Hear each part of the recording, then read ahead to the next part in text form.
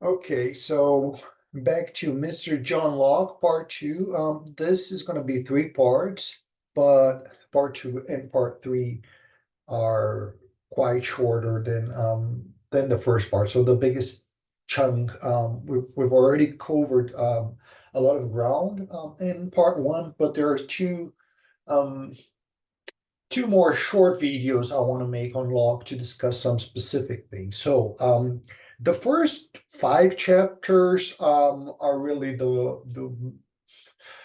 most important, I guess. I'm kind of hesitant in saying this. Obviously, you should read the whole book, and all of it is important. But by the time you finish the fifth chapter, it already feels like a unit and like a story, right? It feels like an anthropology, although the anthropology of a philosopher, right? That's what I was saying last time. Not his, it's not history or archaeology or anthropology in the standard sense, but a philosophical anthropology, right?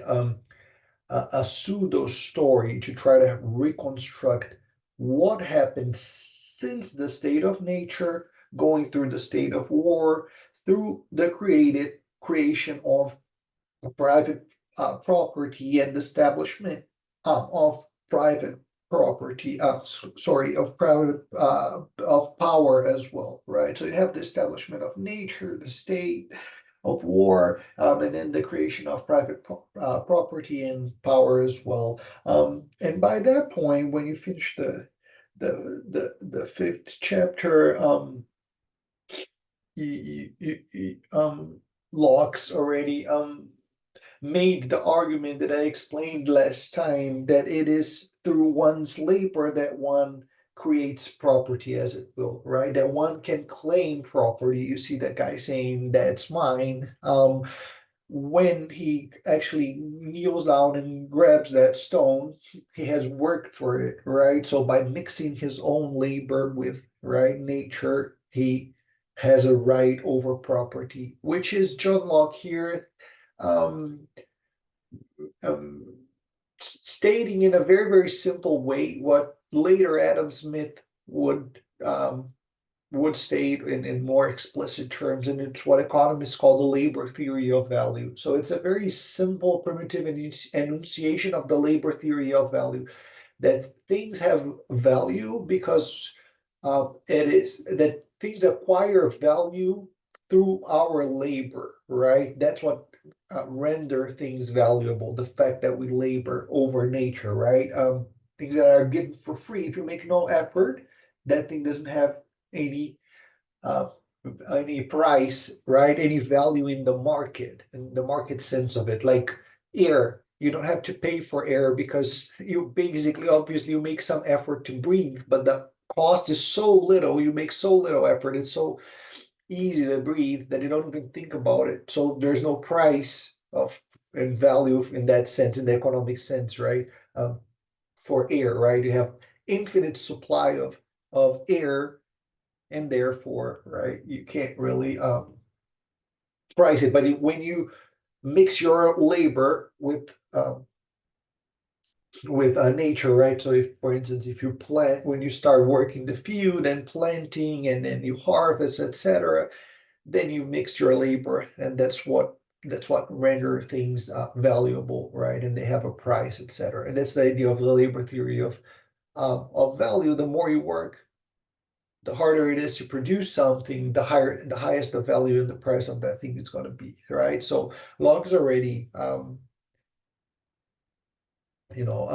already starting to think about labor in those terms, that as later, not only Adam Smith, but Karl Marx as well, and classical economists. But we're only going to talk about Smith and Marx. Um, okay.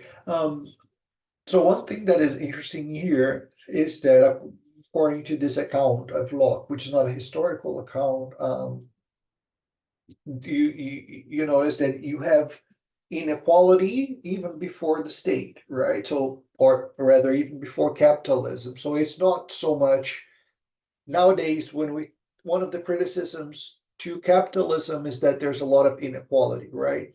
But Locke here is one of the things you can interpret and can understand from his book as well is that once private property was established, right, you start having inequality, and that happened long before capitalism, isn't it? So first, so when you can say it's fair to say that there's a lot of inequality in capitalism, but it's important to notice that there was already inequality before, right? So, and I'm not saying that inequality that capitalism doesn't increase inequality or that it reduces it or one way or the other. I'm not saying that, but what I'm saying is that there was already inequality before. So it would be wrong to say the world's always been completely equal, and then with capitalism it became unfair, right? That's not the case. So it's with the institution of private property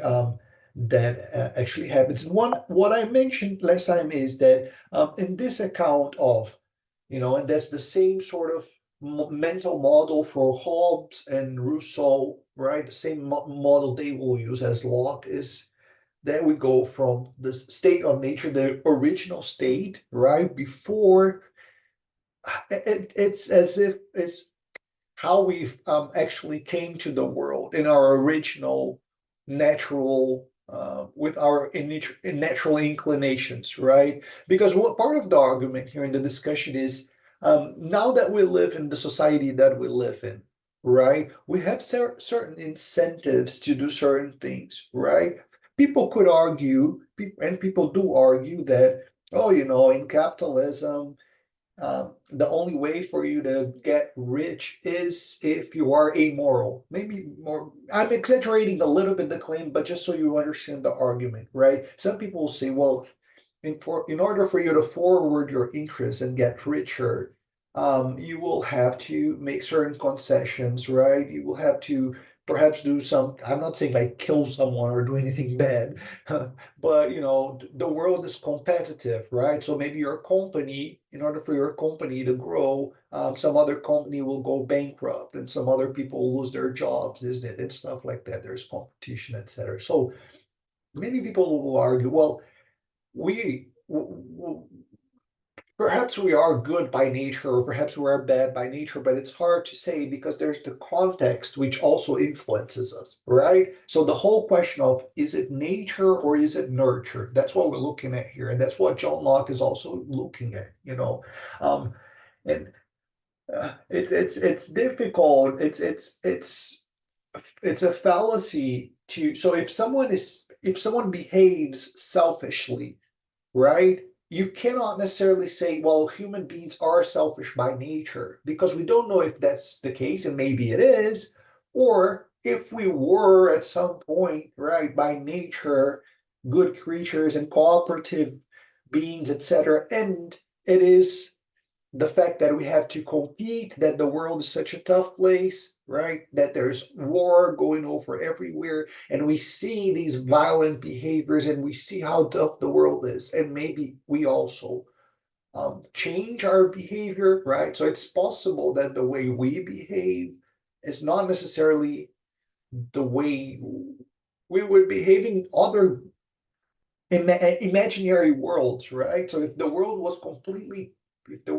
were completely peaceful and all human beings were completely cooperative, etc., maybe we would also be much more cooperative, right? We wouldn't be afraid of people taking advantage of over us, etc. So essentially, the discussion I've been hinting at this idea that there is a interplay between political institutions and individual morality, right? That's why this course is about ethics and politics, but I want you to constantly think about these two things as not separate things, right?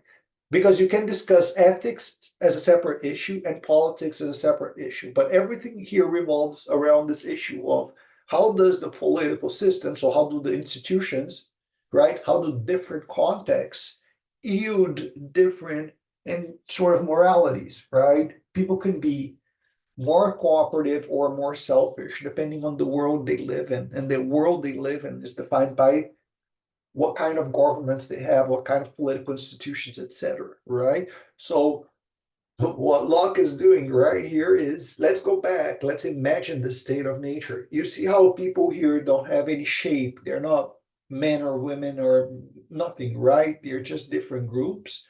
Um, and then as I explained, he argued that initially people have this natural tendency to cooperate, but it's so unstable. That's what I mentioned last time. In the same page, essentially, the state of nature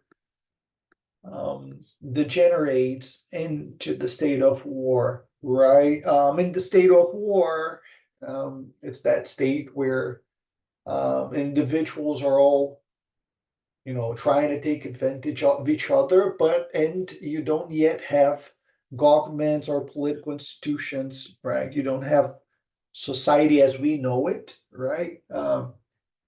That can guarantee the natural rights that you have by definition, right? That you're born with, so that your right to be um, in our constitution is to pursue happiness, right? But Locke talked about private property, right? He used the word estate and he used the word possessions, but that means private property, essentially. So the problem of the state of nature is that this one of instability, right? That it degenerates, and so there's constantly this threat of war and conflict, and therefore the government is the social contract, right, established by people to resolve these disputes over property rights, because people start claiming property, and then you have, of course, disputes over them, unless you have a government. And this idea that the government exists, right? That it arises out of the need to resolve disputes over property rights is a central tenet of libertarianism, right? Um, Locke is probably the first author to claim that the great chief end of men's uniting into commonwealth is the protection of their property. Uh, you see, um, and property, again, I mentioned last time, is property in the broad sense, right? Property in the broad sense, so including the property rights over your own body that you cannot, that slavery is ruled out, right? That you own your own, you own your 24 hours in your day. They belong to you, and you can do whatever you want with them. So you own your own labor power. So property in the sense that things that are proper to us, that's what property means, right? The etymology of the word, things that belong to you. You belong to yourself. It's funny. I said this last time. It's sometimes you can think, well, it's so weird, the idea of owning yourself, or thinking that the body can be thought of as property, right? Because it's weird, like it seems like we're transforming something in a materialistic sense, something that is not reducible to, right, to to a material object. But what you have to realize is that at this point there was still slavery, right? So the people simply did not accept back then that certain people own their own labor time and their own labor power, right? Because slavery was accepted. So for us, that seems weird, perhaps, but in that context, everyone understood that Locke basically was saying, I'm against slavery, and that's why, right? And one of the chapters is on slavery, and you already read that, and you know that, but I'm just stressing this fact, that this idea of your body being property is his anti-slavery stance, right? Okay, and so the treatise is a work of the middle class in some sense, okay, or of the bourgeois ascendancy against the monarchy, against the nobles, right? Um, in some sense, you could ask whether he was the first person to write a sort of capitalist manifesto. Marxist Communist Manifesto, and a bunch of people have used that expression, the opposite expression, right? A capitalist manifesto. Um, John Locke, one of the ways of interpreting him, and my conclusion in this lecture will be that remember his taciturnity, right? So there are different ways to read John Locke. You can read him one way or the other, but one way, and it makes sense to read him like this, right? That's the way he's typically read, is that he would be, um, you know, one of the first. That his book is a sort of capitalist manifesto, right? When he says the world is for the use of the industrials and the rational, who is he talking about here, right? Who is he defending? Right? And basically, he's defending capitalism, the bourgeois, right? The industrials and the rational, those who work, right? Whether it's the entrepreneur or if it's the working class. But basically, he's saying he is against that structure where the kings, right, and you see the church here, they are, and in here you have below the working class, and you can read, we feed all here, right? The working class, and then you have people here, we eat for you, the aristocracy, we shoot for you, the army, we fool you, the church, and we rule you, the kings and queens.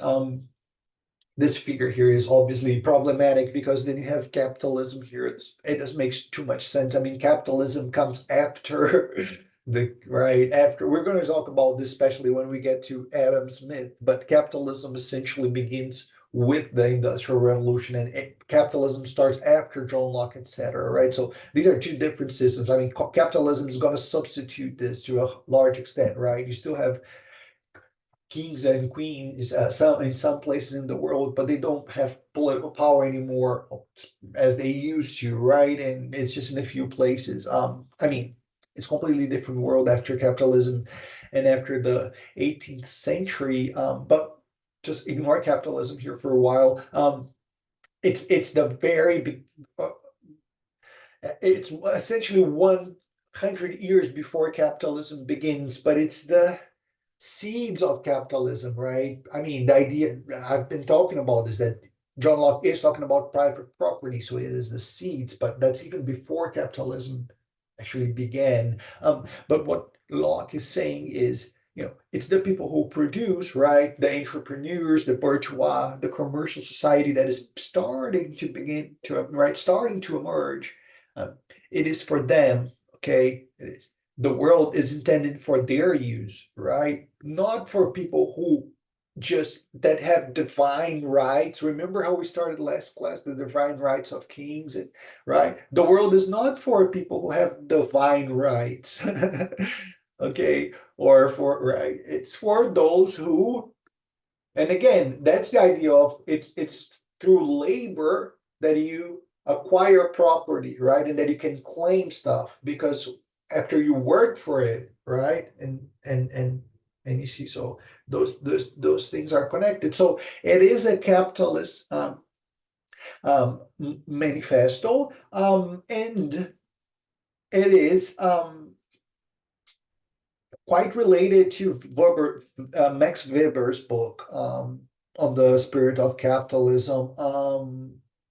This book is quite interesting, I find, and it's quite related to Locke as well, as the um, are both talking about this issue of it is work.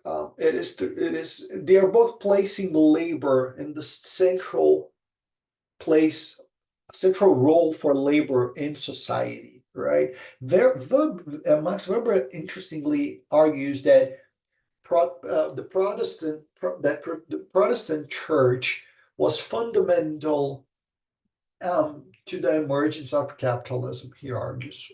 Why? Because it was the Protestant church which created this sort of work ethics that we now have in capitalism. This is Max Weber's argument. You can agree or disagree, but it's quite interesting. He's going to argue that before the Reformation and Catholicism was based on idea of self-punishment and self-denial, and you should it was all centered on the idea of being humble, right? The meek will inherit the earth, etc.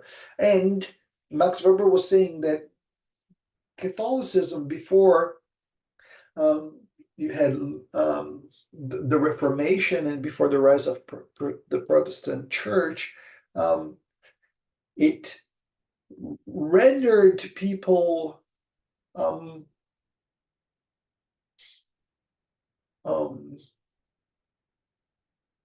well, that they didn't have ambitious. That's what it had rendered them. It rendered them um, without any ambition, right? Because the purpose of, you know the purpose was devotion to God and being and accepting your place in society and your position, right?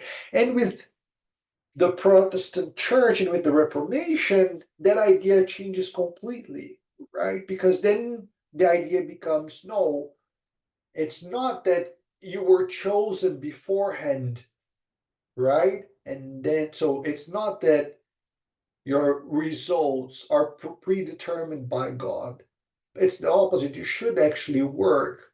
Um, and then, it will reveal to you, right? So, in other words, they broke away with this tradition of excessive focus on, humility, and people did not have ambitions of um, changing their social class, etc. And the ethic of the Protestant church would have been a breakaway with this. It would have facilitated enormously capitalism by providing a moral justification for work. Right now, the church with the Protestant Reformation, now the church has a different idea of working hard and how that could be virtuous and rewarding, and that's not a sin, and et cetera, right? So I mean, they both fit on this idea of private property and work and spirit of capitalism, and they are both um, sort of setting the stage for what Adam Smith would do later, right? So they are the initial, so some of the ideas here with John Locke. I mean, and these things had been considered morally dubious before, right? I mean, think about Plato, for example. Didn't Plato say that pro- private property would belong exclusively to workers, right? And rulers, they could not have access to private property. Indeed, they could not even touch gold or silver because money corrupts, right? That was their argument. Remember, with Plato's Republic, you want society structured in a way where property and money is with workers and they have no political power, right? And all political power is with the rulers and they have none of the money, right? So the um, the position of the philosopher king and the philosopher king, right, was of course to Plato associated with status because that's the wisest person in society, and that's all they're looking for. They're, what they valued mostly. I mean, by the I mean the philosophers, Plato, Aristotle, Socrates, their disciples, etc. Um, and they looked with some disdain at money, right? I mean, money is something dangerous that can corrupt people, that only people who aren't intellectuals and aren't, right, political, worried about the political affairs of the city. Those people worry about money, but not us. We're enlightened, right? The philosopher kings. And Locke, right, he is turning that upside down, isn't it? Because he's saying, no, private property, when he puts private property at center stage, like Max Weber would do and like Adam Smith would do later, and Stuart Mill as well belongs to this tradition more or less, not because of private property, but because he's the defender of liberty, which is of course liberty life, and private property, right? Were the three main, natural rights to Locke. Um, so you see, it's interesting because he is completely revisiting a very traditional, well-established idea in political philosophy coming from Plato, right? Um, and placing work, right? Not necessarily reason and virtue and discussions of justice, but placing private property and consequently the workers itself, which were the lower class in Plato's Republic, giving them so much importance, right? And um, that's complemented by his idea of government by consent, which is um, a crucial element here, right? So let me just read this passage here, and then I'll make a few comments. There are a few slides here. I want to read this passage because it's quite interesting, and I want you to think about what Locke is saying. Um, so what I'm going to say here is this is basically the first defense of a democracy, it seems. Okay, think about it like that. So the only way whereby anyone divests himself of his natural liberty and puts on the bonds of civil society is by agreeing with all others to join and unite in a community for their comfortable, safe, and peaceful living. They are thereby presently incorporating and make one body politic, wherein the majority have a right to act and conclude for the rest. For when any number of men, by the consent of every individual, make a community, they have thereby made the community one body with a power to act as one body, which is only by the will and the determination of the majority. Okay, he's saying this when Louis XIV in France, so just across the canal, is essentially saying, L'État, c'est moi. If you can, let me zoom here. So he's saying, I'm the state, right? The state, that's me, that's myself. I am the state.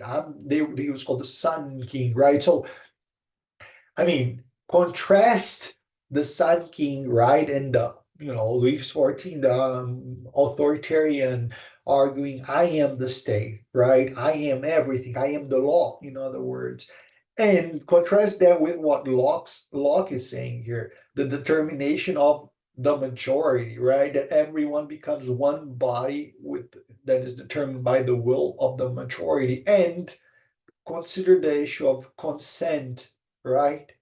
Now, back to Crito. We talked about Crito, remember? So when I talked about Crito, I anticipated this, that Plato there in Crito and Socrates, right? They are anticipating Locke here, this idea of government by consent.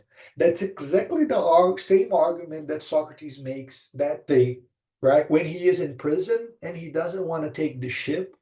Um, and he could have, right? He could have escaped from his death penalty, but he says, "No, I have consented to the city." Remember that conversation he's had with the laws. The law would say, "Well, you have consented to us um, tacitly." He doesn't use that same language I'm using, right? He's not explicitly saying exactly the same thing as Locke, but it's very, very similar. I mean, basically what Socrates is saying, or what the laws are saying to Socrates, right? What the city is saying is, well, you could have left, right? You've been here for 70 years and you haven't left. Remember when the law is saying, your parents' marriage, right? And the church and all of the political institutions. And what about the fact that he went to public school and, the city provided the school, the city provided you meals when you were in school. So, the city gave you everything and you consented to political authority by continuing to live here. Remember that discussion? Isn't that very, very similar to what Locke is articulating here, right? The idea that people consent to government, okay, that was very, very appealing to the founding fathers because obviously Locke is saying there is a justification for you to rebel against England, essentially, right? So you can, the, the government cannot be imposed upon you, basically, right? And it, as long as it works for you, fine. But the moment it's no longer working for you, you have the right to rebel and overthrow that government because it only exists because you consent to it, whether implicitly or explicitly. Perhaps it's tacit, and I'm going to talk about that in a second, right? It may be tacit, but you did consent to the government. Okay. Um, and obviously that, captures the imagination of the American fathers, right? Both the idea of government by consent, but also but also the idea of private property. These two elements put together are um, crucial to the United States and to the formation of the United States, right? Okay. So the only change here Jefferson made relative to Locke is the word happiness, right? Instead of state, or so basically Locke was talking about life, liberty, and private property, right? And Jefferson uses the broader word happiness, which um, is quite reasonable because you can simply say that property is included in happiness, right? I mean, remember the argument I made about in order for you to survive, so in order to guarantee life, which is the first one, right? You need liberty because if someone obviously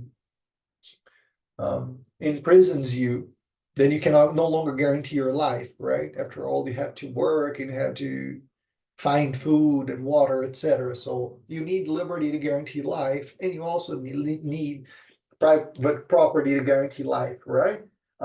So that's the argument I made in a previous video. So I'm mentioning that because what I believe here happened was that Jefferson simply thought, well, yes, in order to pursue happiness, that includes private property among possibly other things. So it's even broader and better. And obviously, everyone will understand that private property is included in it, right? Because if you don't have property over your body and you're a slave, then it makes zero sense to talk about happiness at that point. So obviously you're assuming property, right? That you are a free person, etc. Right? Um, okay. Um, um, Now, there are some issues though, okay? There are some internal problems or inconsistencies with the doctrine of consent because it's not clear what kind of government is compatible with consent, right? So, in other words, consent to what are we consenting? So, is because Locke is basically saying, look, I'm not going to say that it should be a democracy. It could be a parliament, it could be different forms of government, Locke is saying. The only thing he's saying is we have to agree to it, you have to consent. So basically, he's going to say, as long as society agrees and votes for a specific kind of government, okay, that's perfect. So it's not what's democratic is the choice of the government, but not what kind of government itself. It does not have to be a democracy, which leads to tensions because what if people there then decided to have a tyranny? Would that be fine? Because according to if you read Locke, you could have that interpretation, right? He's not saying he's not defending democracy per se. He's just saying whatever system we have, we need to consent to it. We need to agree to it. So what if we agree to a tyranny, right? An elected tyranny? Does that even make sense? So is it whatever the majority wants, or does government by consent entail certain limits and certain restraints on what the majorities can do, right? Um, and that leads to sort of an ethical question because of the issue of populism and the issue of whether people can be brainwashed into consenting to kinds of governments that are harmful to them, right? Because some people will say, well, in Russia, you have essentially 100% approval rate to Putin every time, and then people question that, right? Oh, are people, what's happening there? Is it possible that people are, I'm not going to make any accusations here, right? But people have these debates about, are people, is it possible that people, there are three possibilities. I'm not going to, um, yeah, make accusations, of course, but one possibility is people love Putin, right? So whatever the result is, that's actually what that perfectly reflects people preferences. That's totally possible. There's no problem with the election whatsoever. Possibility two is that people could be afraid of not voting and not sure what happened if they feel threatened. Some people argue that, right? Um, and possibility three is, which is not totally different. It could be related to the first one or not, but it's whether people couldn't be brainwashed. So in North Korea, sometimes there's this argument, right?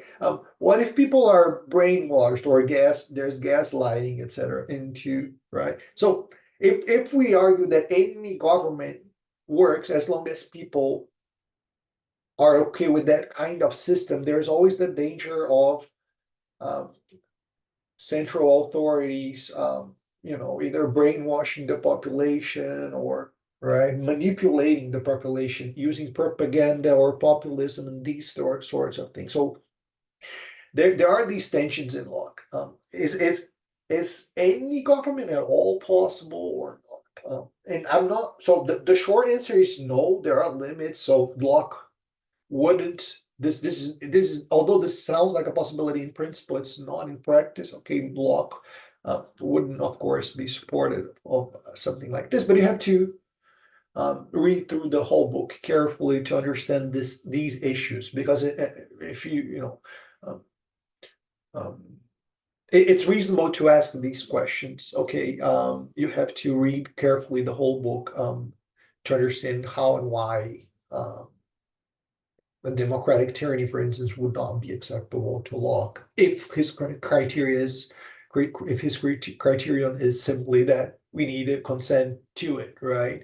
Um, and the other question is who consents, right? Did you consent? So, what is the point of arguing that we consent to a government? So we consent to the United States.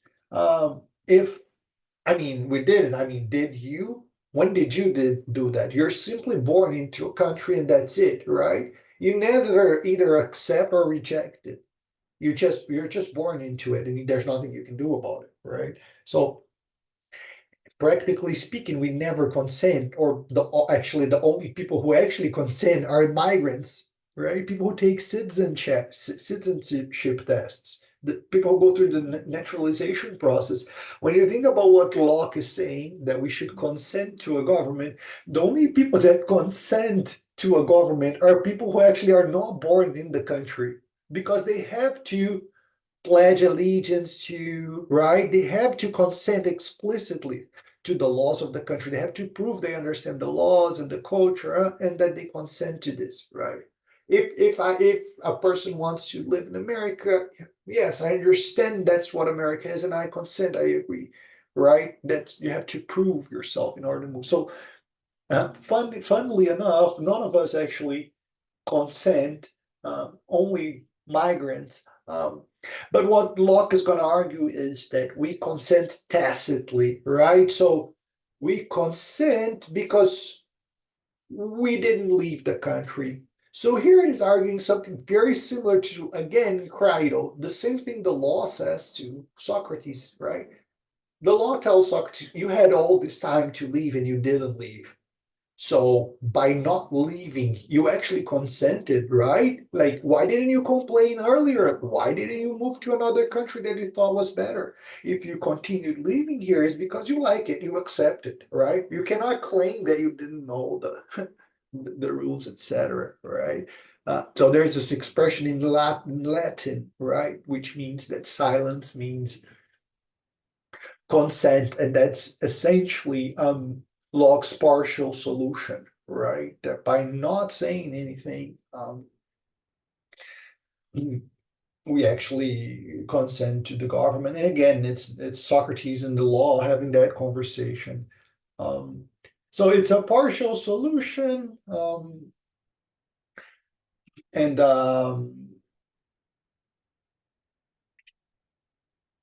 and yeah, and I mean, and you can feel free to discuss these issues more on your essay, of course, if they interest you, as they feed directly into um, the history of the United States, right? It's very, very clear, the sense in which I hope Locke should be considered an honorary founding father of the United States, and the import that he had on Jefferson, especially when you think about the centrality of both private property and the idea of government by consent, and that you can rebel against political authority when it no longer forwards the interests of the people.